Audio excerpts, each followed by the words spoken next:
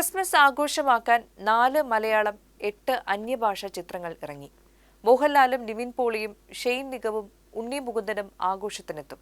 എല്ലാ ചിത്രങ്ങളും ക്രിസ്മസ് ദിനത്തിൽ റിലീസ് ചെയ്യുന്നു എന്ന പ്രത്യേകതയുണ്ട്. മോഹൻലാൽ ഇരട്ട വേഷത്തിലെത്തുന്ന പാൻ ഇന്ത്യൻ ചിത്രം വൃഷഭ തെലുങ്കിലും മലയാളത്തിലുമായാണ് ചിത്രീകരിച്ചത്.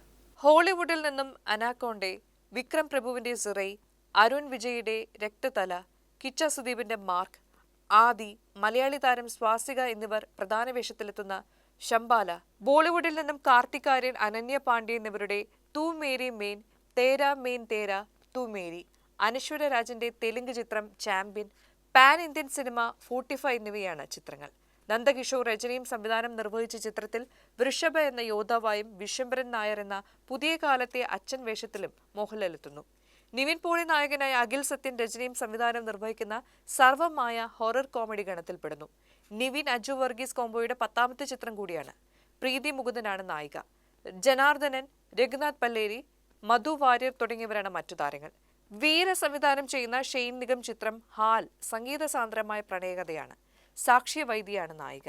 മലയാളത്തിന് പുറമെ ഹിന്ദി, തെലുങ്ക്, തമിഴ്, കന്നഡ ഭാഷകളിലായി JVG പ്രൊഡക്ഷൻസിന്റെ ബാനറിലാണ് നിർമ്മാണം. ഉണ്ണി മുകുന്ദനും അപർണ ബാലമുരളിയും നായകനും നായികയുമായി അരുൺ ബോസ് സംവിധാനം ചെയ്യുന്ന മിണ്ടിയും പറഞ്ഞും വിവാഹത്തിന് മുമ്പും ശേഷവുമുള്ള പ്രണയത്തിന്റെയും ജീവിതത്തിന്റെയും കഥ പറയുന്നു.